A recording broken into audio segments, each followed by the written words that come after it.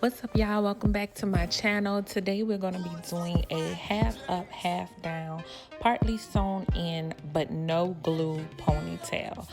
Before we start, make sure you all subscribe to my channel to see more videos and stay tuned to see how we got this style.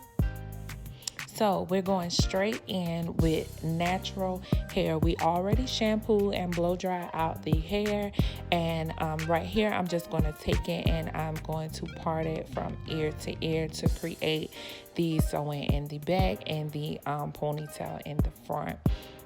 And we're just going to part it out evenly from ear to ear, making sure that your ponytail sits high enough at the top. If you part too far back, then you'll get like a very low ponytail, and you want that ponytail to sit as high as possible in the front. As we start in the back, I'm just showing you the technique in braiding down and how I braid down the back of the hair. And make sure that you watch your parting, because you do not want your braids to be too bulky in the back. You want it to lay as flat as possible. So here I'm just making sure that I section out and I'm braiding down. I just want it to be very detailed so you can see exactly how I braided down the back and how I went in and I connected the braid. Each braid that I braid down, I take the following braid and I add it into it. That way you don't have to worry about those extra braids hanging at the back and then trying to sew them up. If you take the time to braid one, grab the end of the one before and add it in, then you'll get that flat base and you should be left with just one braid at the end. That way, once your client takes out the sewing, I feel like this is the easiest process, because taking out the sewing, they'll be able to take out that one braid and then follow on to the next braid to be easily taken out, and they don't have to worry about like their hair knotting out, or it's impossible to get out like that braid pattern. So once I do about 4 braids on one side, what I like is for that last braid to meet down in the middle. I don't like for that braid to be like left on the side or anything like that. So like I said, if you watch your parting and you pretty much part to how your client's head is and evenly part out those braids, you should be left with an even braid down the middle to be able to connect, and you should only just have one braid left. So as you can see here, I do about 4 on one side, and then I go and I do about 4 on the other side, and that 4th braid, which will be my last braid, will connect the following braids together, and then I'll just be left with again one braid, and that should just make it easy as possible to have my client take it out if she decides to take it out on her own. So right here you can see I'm finishing up the braid, and then we're going to connect those braids, and then we're going to move on.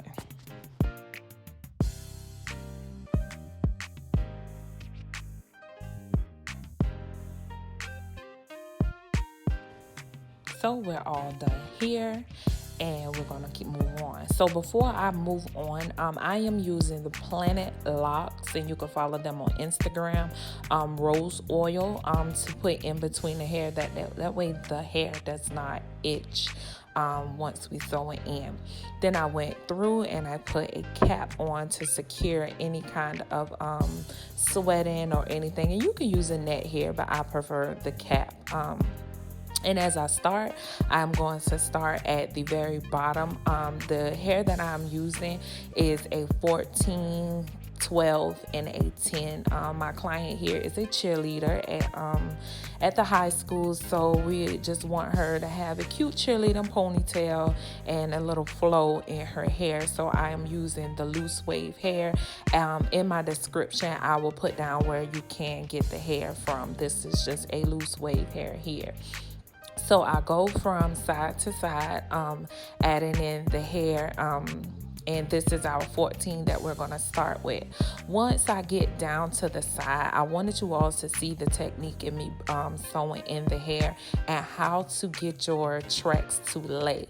So once I get up to the side area, I take it and I pull it as flat as possible, and then I do about 3 stitches through to make sure that it's laying as flat as I can get it, and then I continue with the sewing. Each side that I get to, I use the same technique to make sure that I lay it as flat as possible to the scalp, and then I do about 3 stitches around, and then I continue with my sewing technique. And this can be done not only on this particular style, but this can also be done on your regular sewings. That way you do not have shedding within your wealth of your bundles. The longevity of your bundles lasts longer. And when they do take out their hair from a sewing, they can also continue to use the hair again. And that way you don't have those choppy bundles or anything like that. Once I get to the very end of the bundle, I take it and I stitch it through that one part about 3 to 4 times. I twist it around my needle, and then I pull it, and then I go ahead and I stitch it about 2 more times.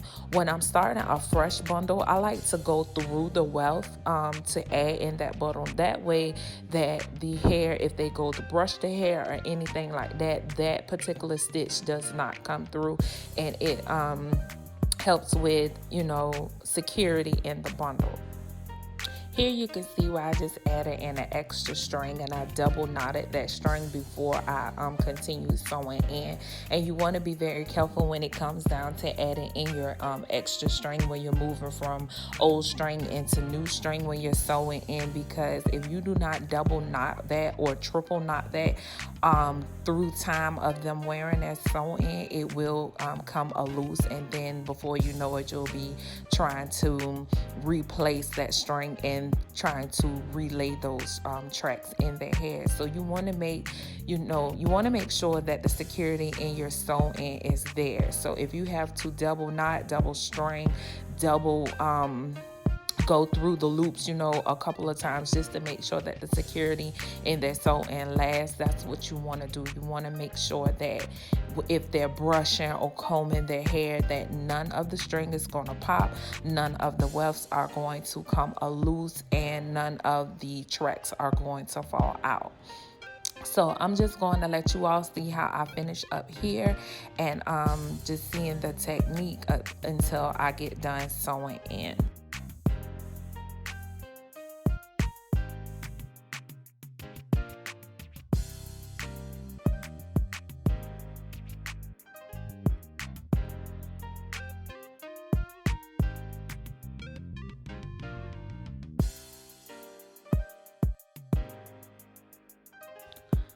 Okay, so now we're all done here, and I got it as close to the part as possible, and it's as flat as possible.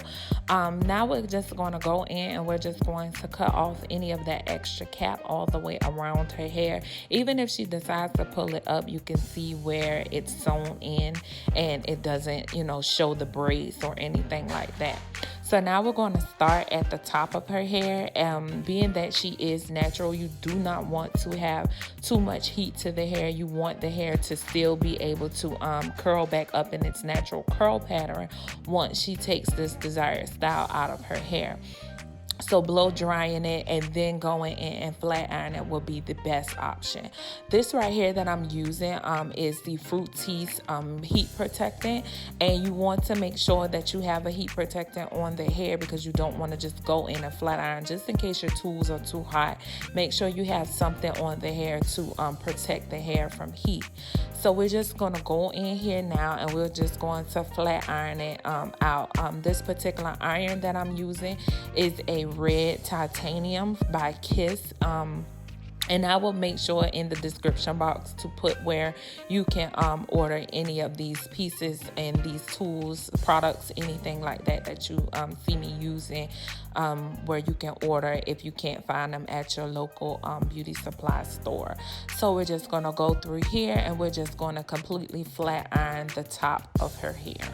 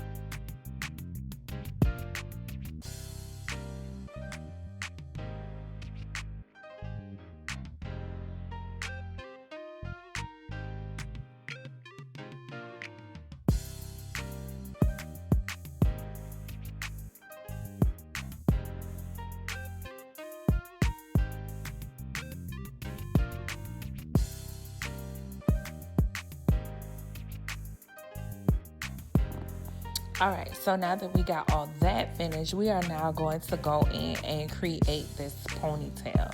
Make sure that you leave out some of the edges if your client desires to have baby edges. If not, then just go straight into the ponytail. Now, the product that I'm using to sleek out her ponytail is the Murray's Edge Wax, BEESWAX, I believe this is. And I actually take it and I section it out by by small sections and put it all the way through her hair.